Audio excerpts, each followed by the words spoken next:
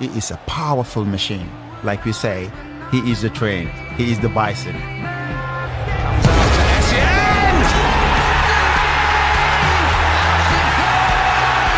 Oh my goodness. What an unbelievable strike. A straight of unbelievable. Hello guys, welcome to Nananyana TV. Good days of Michael Essien. Let's look at the best moment of Michael Essien. Michael was at his prime and was delivering. His goal scoring, his defensive, his midfield tactics, everything that made Michael Essien Michael. Let's go and watch Michael in his prime. Michael in his prime moment. The good old days of Michael Essien. Unbelievable quality. Unbelievable. Michael Essien was a force of nature in his prime, and much like N'Golo Kante, he would have to search far and wide for someone who didn't like him. But unfortunately, like many other greats, injuries prevented him from having the legacy his talents deserved. Growing up in Accra, Michael grew up in Accra, started his football career, entered the senior national team. He went to Augustine's. He became a professional footballer, and then he moved to Europe. He wanted to start in England, but then he couldn't due to work permit, and then went to Germany or Boston, somewhere. Then he began his career.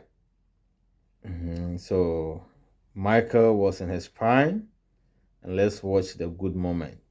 Ghana, Michael Essien was able to catch the odd Premier League match on TV, and there was one player in particular that caught his attention. I wanted to be like Roy Keane, he was one of my heroes, and I like the way he goes into tackles. With the spirit of Roy Keane and the talent to match, there came a time when the young Ghanaian could have donned a Manchester United jersey.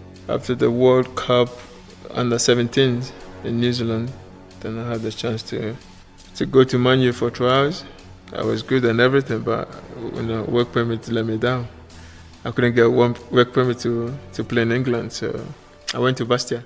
At Bastia, he became a utility man, playing all across the back line and in midfield. But as his playing time increased, it was clear he was made to be a box-to-box midfielder. His relentless running and tenacity in the middle of the park prompted French champions Lyon to spend 11.7 million euros on him.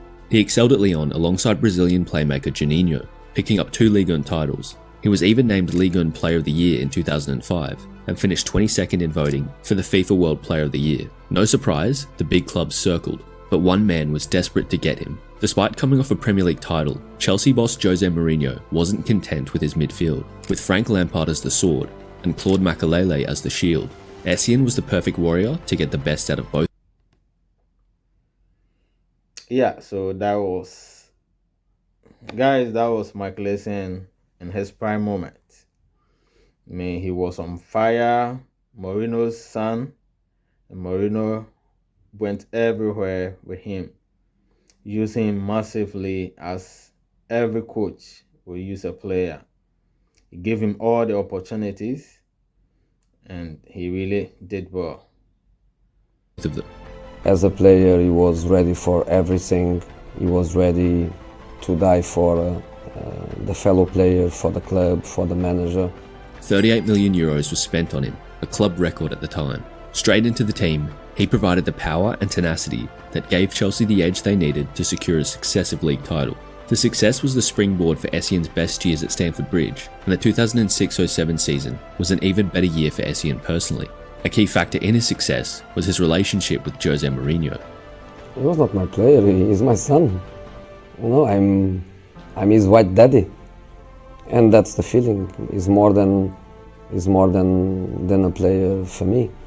He had moved alongside Lampard and skipper John Terry as guaranteed starters for Mourinho, and despite losing out on a third consecutive league title to Manchester United, Essien shone for the Blues. In a season in which Drogba scored 33 goals and the defence was once again the division's best, he was voted the club's player of the year.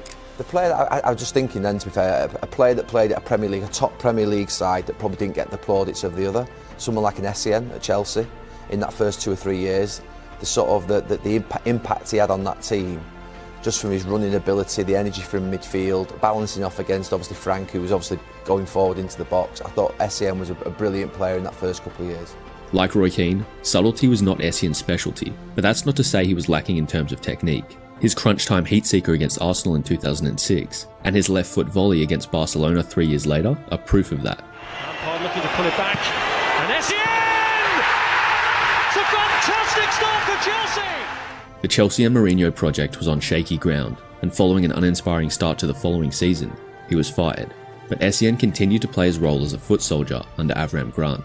In the 2008 Champions League final, having created the goal that brought Chelsea level, the Ghanaian turned down the chance to take a penalty in the shootout. This is because his mum had fainted when watching him take one for Lyon and was rushed to the hospital, after which he told her he wouldn't take one again. United won the trophy that night after misses from John Terry and Nicolas Anelka. It was a period when circumstance kept conspiring against Essien. With the arrival of Michael Ballack and the fading of Makelele, he was deployed more and more in a deeper role, a disciplined position which required him to suppress his instincts. Then, a month into the 2008-9 season, with Deco's arrival having amped up competition for places another notch, the first knee injury came, and as they say, nothing was the same.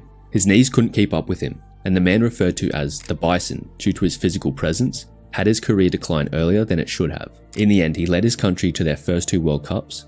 He won the Champions League, the Premier League, Ligue 1, and many more trophies, and for a period was the most dominant midfielder in England.